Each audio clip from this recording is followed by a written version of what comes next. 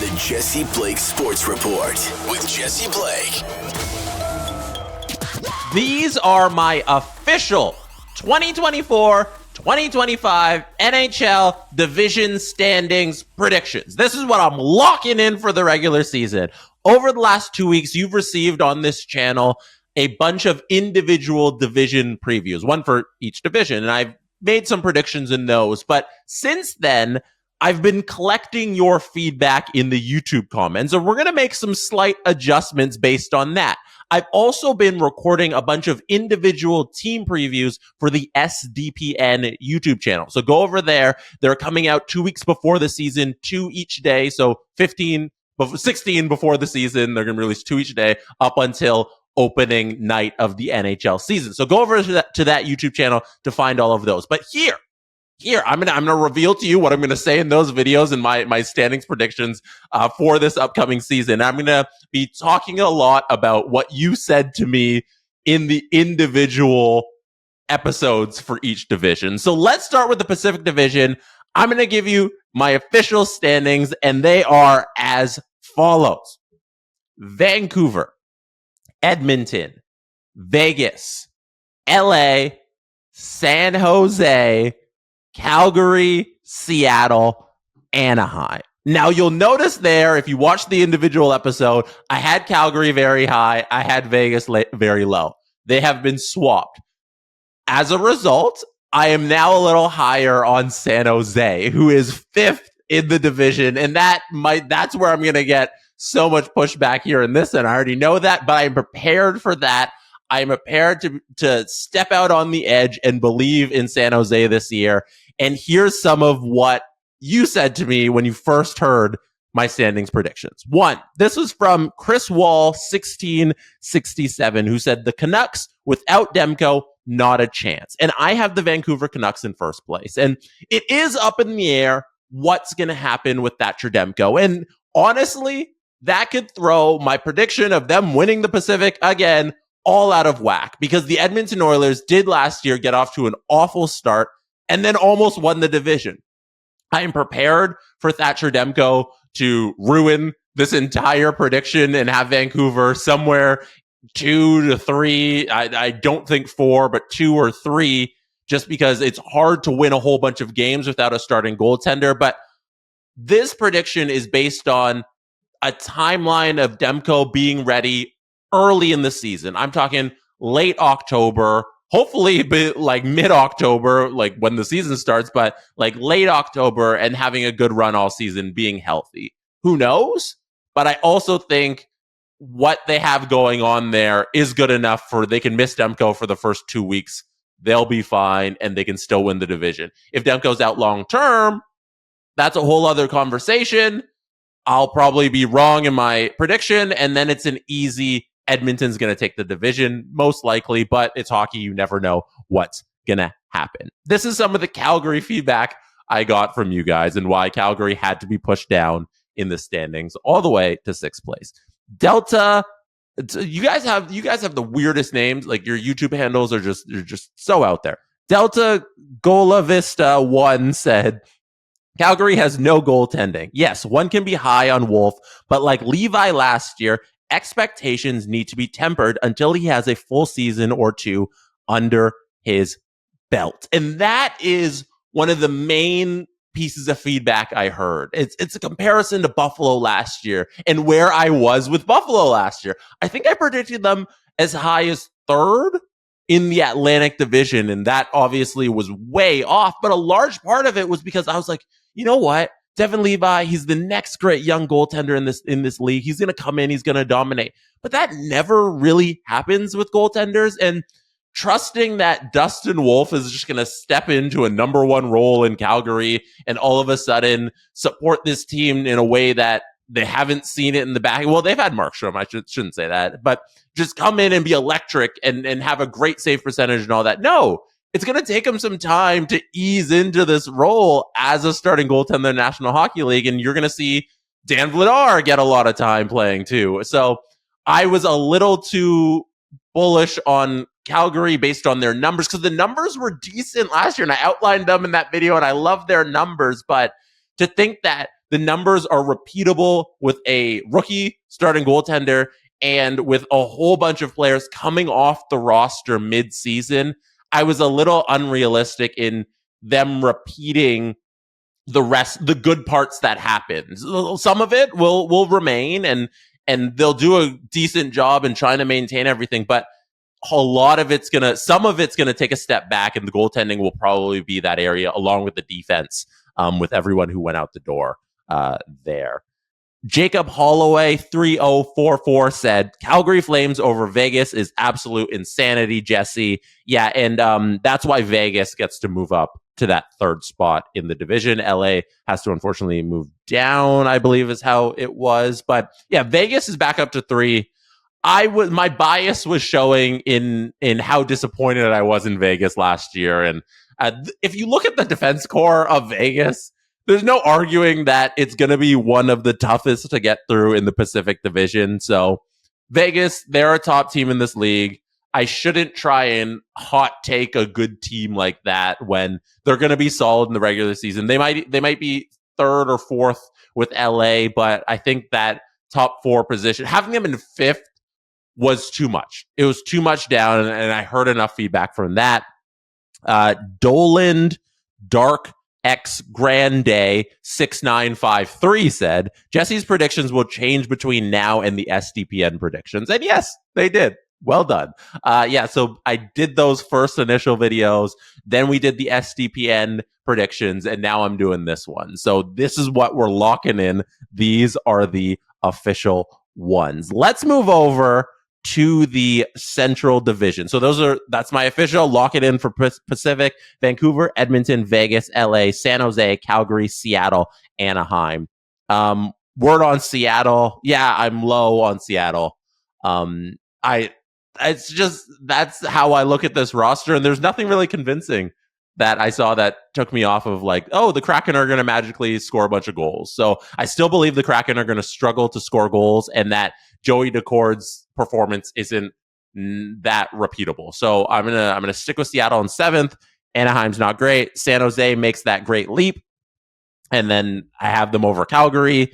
LA sits in 4th in the mid place. Vegas, very good. Give them some credit. 3rd place. Edmonton might win the division, probably will, but I'm going to lean on Vancouver taking the Pacific once again. Central Division.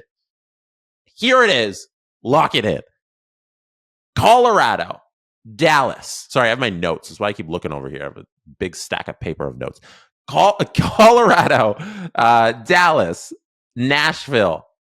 Number 4, the Chicago Blackhawks. Winnipeg Jets at 5. The St. Louis Blues at 6. The Minnesota Wild at 7. The Utah Yeti, I wanted to say, but Utah HC in 8th place. Yes. Scared money don't make money. I think the Chicago Blackhawks are going to make the playoffs. And I have them in 4th in the division. Actually, you could get 2 playoff teams out of the Pacific, but I don't imagine San Jose is the playoff team. I think the Blackhawks are going to make the playoffs this year. I genuinely believe that superstars in hockey, even though we don't have that mentality like an NBA team where you just kind of get one good player and the whole team is good, I do believe that Connor Bedard is that generational talent, and what they've done in Chicago is enough to support the lowest of end of playoff teams. This looks like an 8th seed to me, and I don't care about what they were last year. They have a whole new team. They have 8 fresh bodies coming in, and they're significant pieces. They're not just guys or young talent that they're still trying to accumulate. They really have a roster filled with competent NHL talent that if they have a superstar who puts up a 45 goal season and 40 assists, if Bedard is 45-40, like even that's on the low end. 45-50, like 50 apples, 45 goals. This team's a playoff team, so I'm leaning on Chicago finishing 3rd. They bumped up from the predictions I made previously for the Central Division. They are now in 4th instead of 5th, and the Jets move down to 5th place. Here's some of your feedback on the Central Division. America has fallen 2020 writes, FYI, Blackhawks did not sign Sam Lafferty. Yes, I did say that they signed Sam Lafferty. He was an ex-Blackhawk. They did not sign him. He's on the Buffalo Sabres, so I did want to correct that. I also didn't note Laurent Brossoit has an injury that's going to keep him out for, I think, like 6 to 8 weeks. That happened at the early September, so he's definitely going to miss the start of the season. Duncan Idaho writes, Utah at 8th is absolutely criminal. And this is one of the ones I've really had to go back and forth with, being like, okay, I'm going to make this bold prediction on Utah being terrible, because nobody really agrees with that. A lot of people are big fans of what is happening in Utah. And I'm going to read this comment from Enemy Ace 1917, who writes, Utah HC is just a bunch of huge dudes who have been spit on for 3 straight years and just got new contracts, a new city, and a new facility. It's like taking Oscar Piastri and moving him from an Apple cart to a Mustang GT. Thank you for the F1 reference. Big F1 fan over here. I appreciate the Oscar Piastri reference. And I understand that the vibes are great, but it's hard for me to simply make Utah a good team and predict that they're going to be like a playoff team just based on vibes. With the Blackhawks, I'm doing it based on a player. You know, there's a guy there named Connor Bedard who I believe will rise the floor of the Blackhawks. With a lot of the discussion around Utah, they're not in Arizona anymore. That alone, honestly, it might work, but I'm choosing, because I have to be on one side or the other here, because that's what I'm doing. I'm putting myself out there to make a prediction on whether this thing happens or not. And I'm choosing to believe that the vibes, the simply taking this team that's very similar to last year, outside of a big name like Sergachev. They got Sergachev. That's awesome. Outside of Sergachev, who's their big addition, and everybody who's young getting better, because that's what young players do, you change the vibes of the team. I'm choosing to believe that the vibes aren't enough to make the hockey good enough. That is where I'm leaning on Utah. I'm prepared to be wrong with everything I'm saying here today, but that's the line I'm sitting on. Is okay, they're still an expansion team if we look at them that way, because then what do expansion teams generally do? They lose a lot. You know, so I'm choosing to look at this team as a traditional expansion team, even though they're a relocation, but I don't see the roster competing anywhere near the playoffs. That's where I'm sitting right now. The rest of my Central Division predictions didn't move outside of the Chicago flipping with the Jets, so I can say, this is your clip here. All right, I'm going to pause. I'm going to pause, and you can clip this. The Chicago Blackhawks will make the 2025 Stanley Cup playoffs. There you go. There's your clip. Evan said, the Chicago glazing is crazy. If they finish higher than 7th in the division, I'd poop myself. And it says, Evan, I will hold that to you. So I've declared Chicago's going to make the playoffs. I'm sticking my flag in the Chicago Blackhawks bandwagon. Evan, if they finish higher than 7th, you said if they finish higher than 7th, I'd poop myself. You have to poop yourself live on YouTube. That's what's going to happen. All right, so let's move on to the Metro. My Metro picks. There's been a little bit of editing here because you have bullied me into not believing in the Pittsburgh Penguins. So the Metro division goes as such. The Devils, the Rangers, the Hurricanes, the Islanders, Capitals, Penguins, Flyers, Blue Jackets. From my original predictions, where I had the Penguins in 4th, I have dropped them to 6th because a lot of you out there love the Caps. Nobody seems to believe in the Pens. And I sided with everybody that the Caps do right now have a stronger decor. The Caps goaltending, like the Caps goaltending is so much stronger than the Penguins, but like I like the Penguins goaltend. I like Jari having a rebound season, but I went with the Caps. I sided with you guys in the Caps. And here's some of what you said. Xavi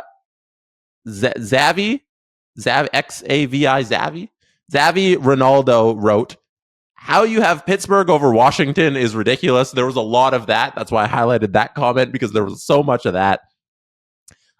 Gary Temchuk said, "Keep underrating the Islanders. As an Islanders fan, I beg you, keep underrating the Islanders. Consistently, year after year, I have the Islanders low in my standings. I have them fourth now.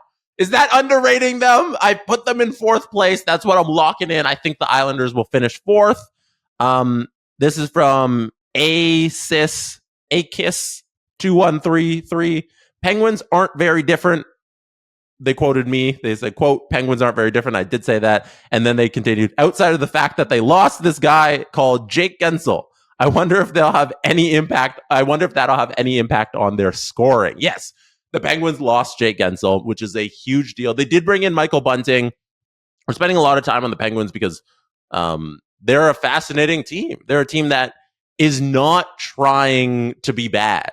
And that's the most difficult thing to predict. The more interesting teams to follow are the teams that are not trying to be bad, but sometimes end up bad, because then you get them in the middling area where their franchise is just screwed, but they have talent on it that is decent and they make a lot of trades. So those are the more fun storylines to follow. And the Penguins are right there. They have a very old core. Like I was going to call it aging, but it's already old. They just re-signed Sidney Crosby. He's going to be there for he's going to be there for 3 more years, this year plus the 2-year extension. So it's going to be very interesting to watch the Pittsburgh Penguins this season. And yeah, I got talked out of believing in them. And even though the numbers supported them, last year, if you just fixed the power play, that means the rest of the numbers had to be repeatable for this season. So I'm in the same situation with Calgary, where it's like, that's a lot of what I'm thinking with these teams is like, what are you bringing back from last year? What's going to happen again? What new pieces did you bring in? What is that going to inject into the team? That's kind of how I think about the predictions and when I'm evaluating these teams from last year, this year in the regular season alone. So the Penguins, they don't add a whole bunch. The floor that they set last year, will it happen again? Probably not. The Caps, they made moves. The roster they have, I'm not the highest on, but at least it made the playoffs. At least it seems like it has a bit of a higher floor it has a higher ceiling for sure. I think the high end of the Capital is a lot higher than the Penguins. The floor is about the same for these two teams in the standing. So I moved the Caps up to 5. But ahead of the Pittsburgh Penguins, which a lot of you seem to want to see. And I agree with you at the end of the day that that's where it should be. So the Metro, Devils got you winning. Rangers, Hurricanes, Islanders, Capitals, Penguins, Flyers, and Blue Jackets. And a couple more of your comments here. This is from Stephen Robinson, 8771. "When Sheldon Keefe lifts the Stanley Cup with the New Jersey Devils, Toronto is never going to hear the end of it. Let's go Devils." Yeah, I believe this is going to be a huge year for the New Jersey Devils. I think they're honestly going to be one of the best teams in the National Hockey League. I don't know if I'm going to predict them to win the President's Trophy, but they definitely have an outside shot at it. I think they're going to win the division, so they're going to be one of the best teams, clearly in my eyes. And I'm going to do the awards prediction, and I'll throw the President's Trophy in that one later in this week. So I'll get that to you, and I'll see who I think is going to win the President's Trophy. But yeah, I think Sheldon Keefe's going to do wonders with the Devils. And I saw some feedback about Sheldon Keefe as a head coach, because that was a lot of reason I think the Devils are going to have a good regular season. Sheldon Keefe was always a great regular season coach with the Toronto Maple Leafs. Let's not rework history here. Sheldon Keefe is one of the most successful head coaches in the history of the league in the regular season in terms of winning percentage. So his role in the playoffs, his job in the playoffs is completely different than his history in the playoffs, and just losing completely different than his job in the regular season, where he's been nothing but successful. And these Devils aren't the Leafs. Let's be honest here. They're going to be fine. Sheldon Keefe's going to do wonders with this team. Atlantic Division. Boston, Florida, Toronto, Tampa, Ottawa, Detroit, Montreal, Buffalo. Toronto, Tampa, 3-4. In my initial standings predictions, I had Toronto at 4. We have moved them up to 3. And the reason that the Toronto Maple Leafs get the bump above Tampa is a lot of your feedback was that, you know, the playoffs kind of cloud the judgment as a Leaf fan on what this team is. And this team recently has been one of the most successful regular season team in this Matthews era, outside of the weird year where the world shut down and they were like an 8th seed team and probably shouldn't have been in that series against Columbus, and it was awful regular season. Outside of that year where they fired Babcock and all that nonsense, they've been one of the most successful regular season teams. They've been in and around 105 points every single season, sometimes a little higher, sometimes a little lower. And this year they have the best team out of all of the teams built for the regular season. They have the most depth on D that they've ever had. The right side of their defense now with Chris Tanev there looks better than it's ever been. The battle for the left wing position is probably going to end up being a good thing for competition. William Nylander might be the centerman on this team. JT might be a winger, or he might be the third center on this team. They are deeper than they've been in recent memory. I don't know a Leafs team in this era that's been deeper, and they've been very successful in the regular season. Craig Berube is a question mark. It's an unknown, but that could really go either way. You get the coach bump, or you get we're learning a new system, we start off slow. But there's a lot more benefits to having Berube in there than not having him in there. So Toronto does get the move up ahead of Tampa. The rest on there stays the same: Boston, Florida, Toronto, Tampa, Ottawa, Detroit, Montreal, Buffalo. Here's some of your feedback on that. Delta Gola Vista, your second comment today, I screenshotted this one, said, the Atlantic is going to be a cluster cluck.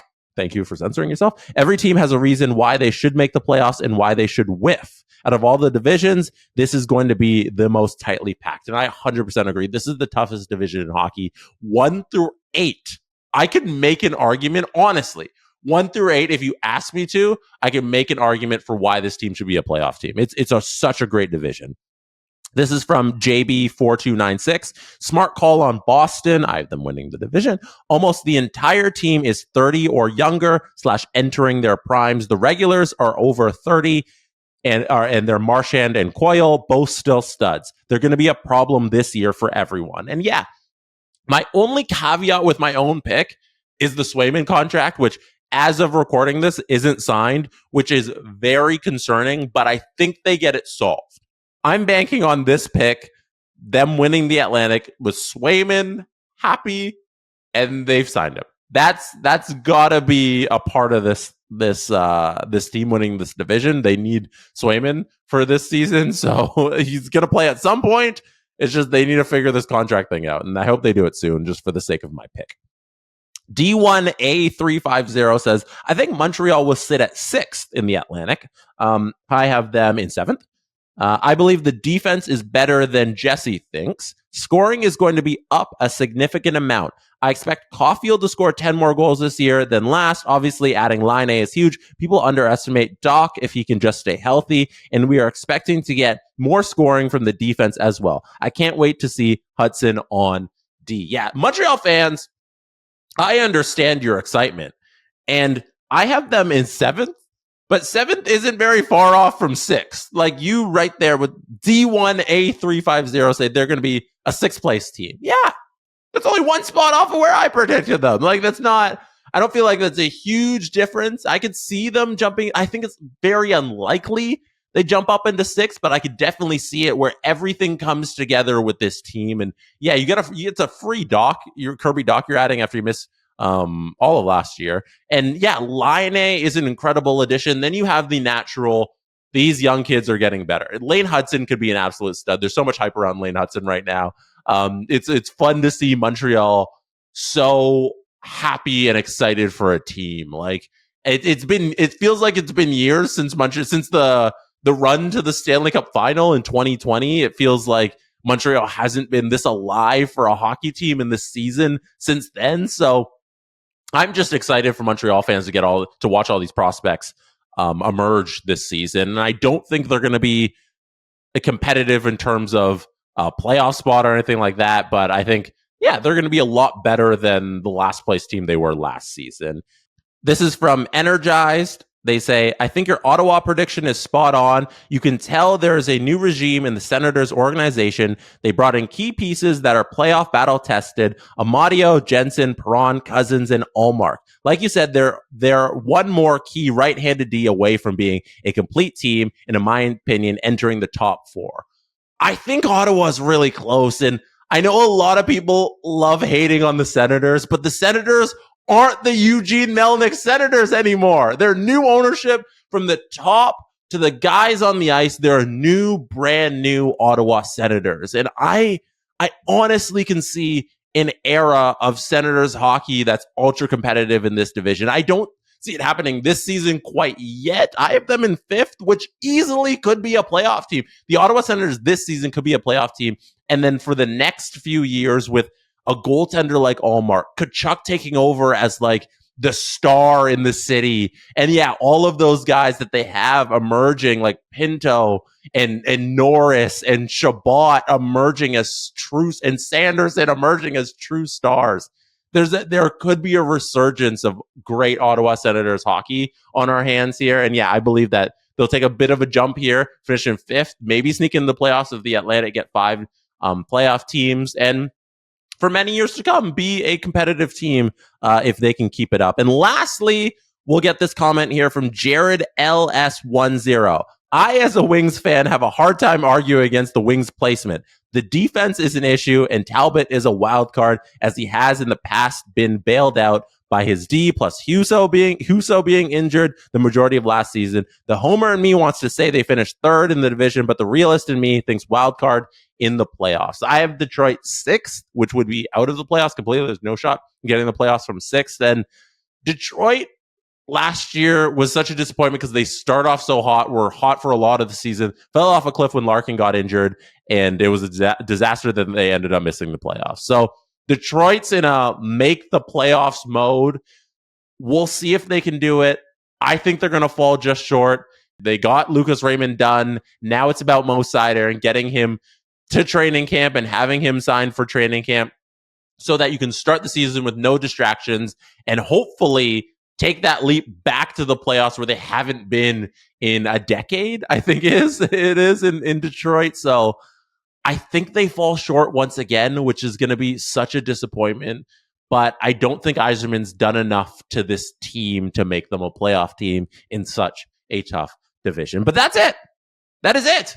That is my full standings division predictions for the NHL season.